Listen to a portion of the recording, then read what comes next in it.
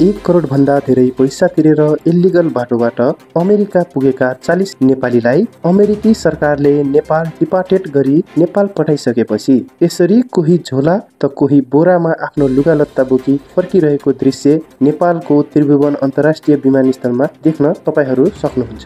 हामीले उहाँहरूलाई मिडियामा बोल्नको लागि आग्रह गरिरहँदा उहाँहरू बोल्न मान्नु भएन। सायद जाँदा लागेको ऋणले उहाँहरूको बोली फुट्न नसकेको हुनुपर्छ। हेलो, वेलकम अनि नमस्कार, स्वागत छ तपाईहरूलाई पीडीसी नेटवर्कमा र तपाईहरू हेर्दै हुनुहुन्छ पीडीसी नेटवर्कको अर्को नयाँ र लेटेस्ट खबर, जहाँ हामीले कभरेज दिइरहेका छौँ नेपाल फर्काइएका ती 40 नेपालीहरू जसलाई अमेरिकी सरकारले डिपार्टेड गरेको थियो। यद्यपि उहाँहरूले यस विषयमा मिडियासँग केही बोल्न रुचाउनु भएन र बोल्नु पनि भएको छैन। तर पनि तपाईहरूले यो दृश्य अब हेर्न सक्नुहुन्छ तपाईको स्क्रिनमा, जहाँ उहाँहरू नेपाल फर्किँदै गर्दाको केही क्लिपहरू हजुरहरू सामु पेश गरेका छौँ।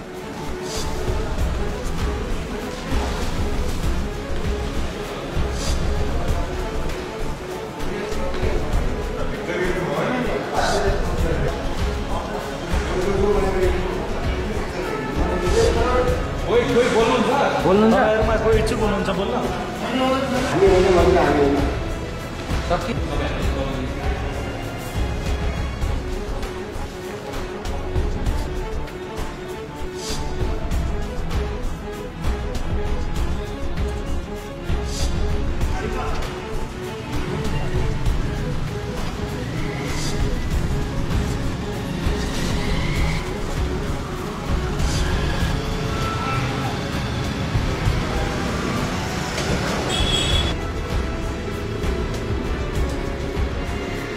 भाइ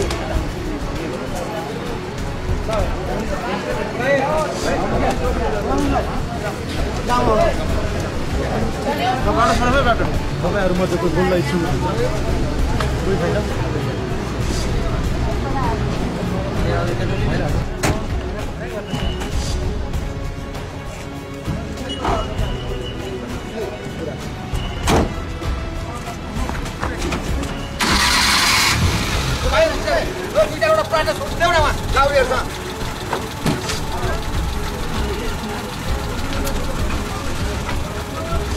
बोला न, के भयो कसो भयो बोला न।